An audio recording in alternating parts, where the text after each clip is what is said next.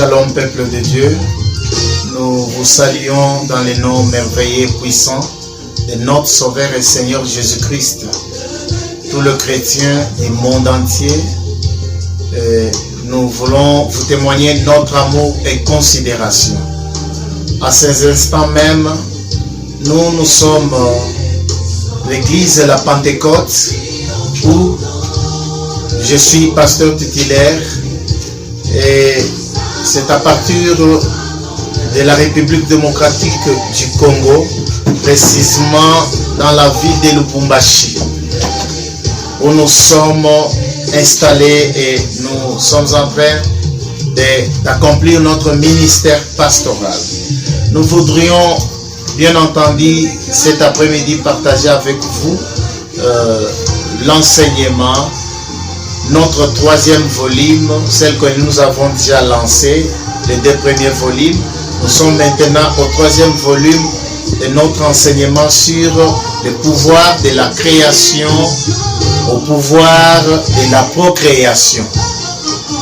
Et cet après-midi, nous allons partager avec vous sur un thème que nous avons intitulé le soleil, arrête-toi sur Gabaon. Je me fais entendre bien, le soleil, arrête-toi sur Gabaon. Qu'est-ce que cela signifie?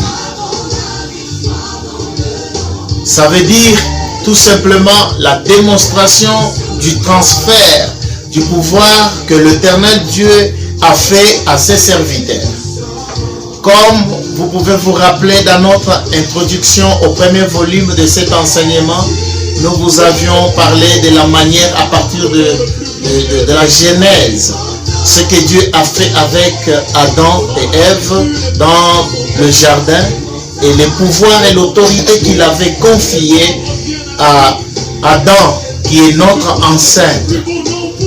Il avait donné les pouvoirs.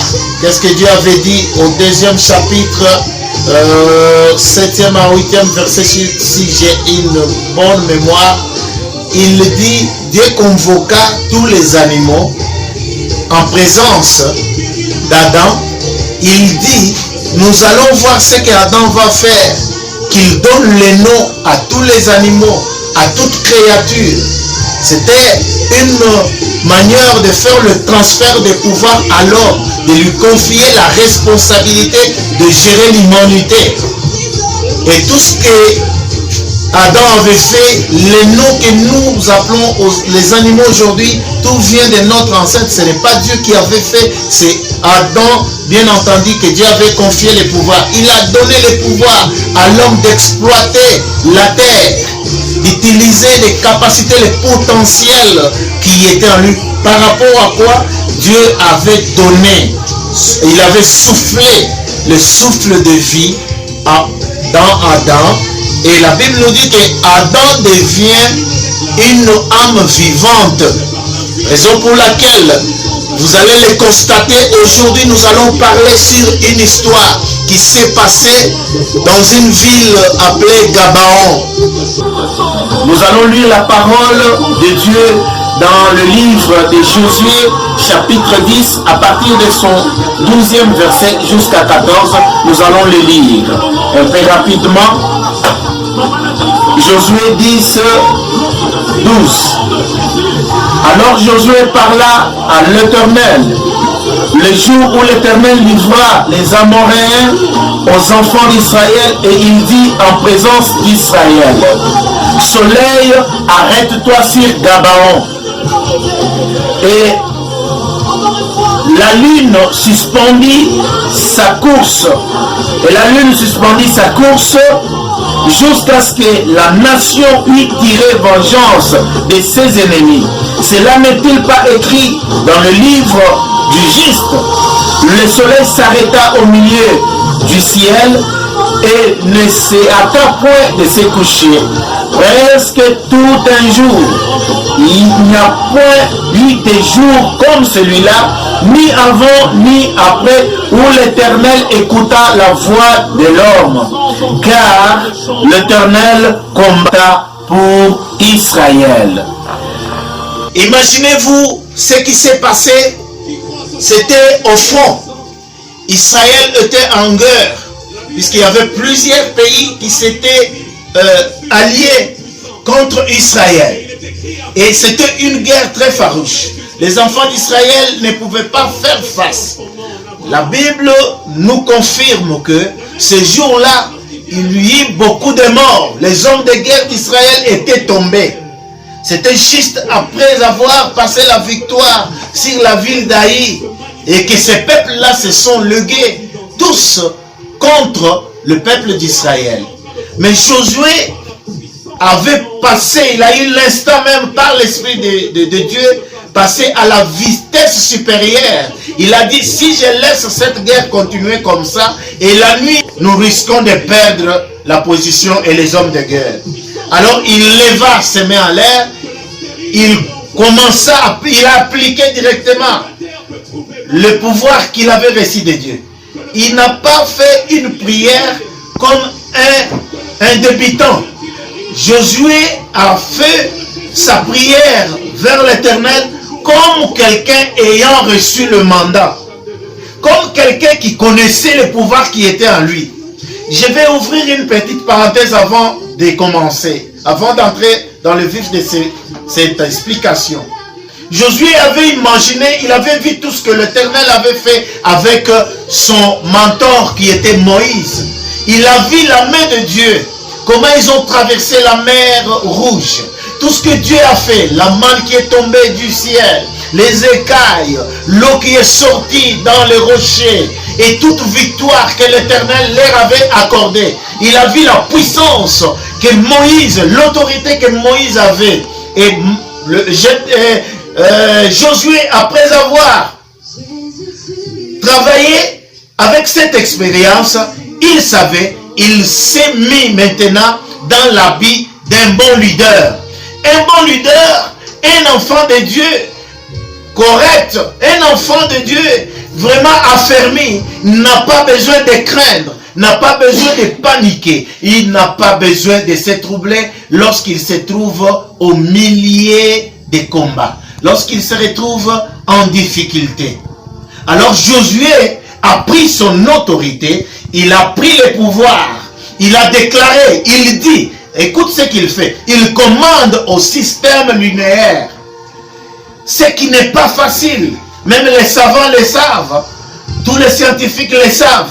Je m'excuse bien aimé, Josué a pris le pouvoir de prendre l'autorité. Il savait ce qu'il faisait. Il savait qu'en lui il y avait le pouvoir de Dieu. En lui il y avait la divinité de Dieu. Josué savait tout cela. Il connaissait ce qui était en lui. Il sait que Dieu est au-dessus de tout. En étant déjà en mission comme leader, celui qui devrait conduire le peuple, Gédéon a pris. Il a commandé.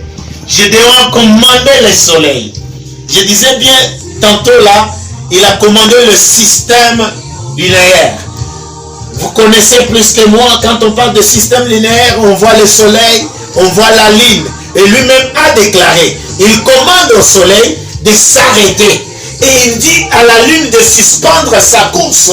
Il déclare bien, si vous voyez ici, au verset 12, il dit, et toi, lune, sur la vallée d'Ajalon.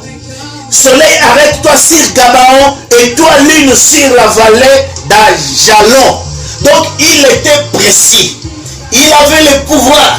Il savait ce qu'il disait. Il les place même des limites.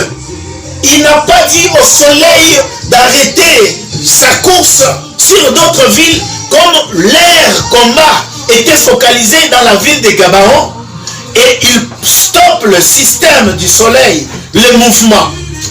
Il sait que les mouvements là s'effacent en deux phases. Lorsque le soleil est en mouvement, la ligne aussi est en mouvement. Alors il déclare au soleil de suspendre sa course au niveau du Gabaon, et il bloque aussi la ligne de ne plus faire le mouvement, qu'il s'arrête au niveau de la vallée d'Ajalon. Qu'est-ce qui se passe sur le plan spirituel? Et le soleil a obéi à la parole. Pourquoi? Puisque dans Josué, il y avait le pouvoir de la procréation. Ce pouvoir-là vient de Dieu. Et le transfert était fait depuis le jardin d'Éden par notre ancêtre Adam. Tout chrétien qui croit en Jésus-Christ, qui devient enfant de Dieu. La Bible, les Saintes Écritures nous disent quoi? Ils disent ceci. Les Saintes Écritures disent que lorsque vous croyez en Jésus-Christ, on vous donne le pouvoir de devenir enfant de Dieu. Et nous devenons automatiquement les co-héritiers avec Jésus-Christ. Premièrement, héritier avec Jésus-Christ et co-héritier avec lui. Imaginez cette faveur que nous avons auprès de notre Seigneur. Et si aujourd'hui, les gens du monde se moquent de l'Église, et l'Église, la puissance de l'Église a diminué, c'est puisque l'Église est dans une forte distraction et elle oublie son pouvoir.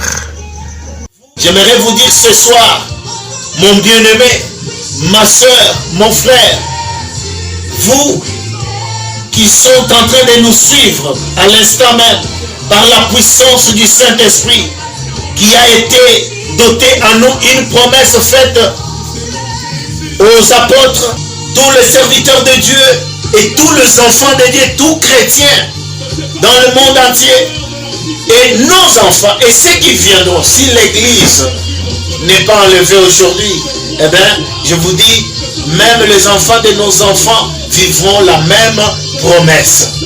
C'est quoi? Nous devons nous habiller dans la soutane ou la robe des enfants de Dieu et de Dieu. Puisque en nous, nous avons la moitié de la divinité de Dieu. Tu peux commander la situation qui est autour de toi. Tu peux procréer. Pourquoi je parle de la procréation? Donc la procréation veut dire donner naissance dans une seconde degré. Lorsque Dieu a déjà créé, il a déjà donné naissance, il a déjà produit. Nous qui avons reçu le transfert de son pouvoir, nous n'allons pas créer, nous allons procréer. C'est que puisque Dieu a déjà tout créé, nous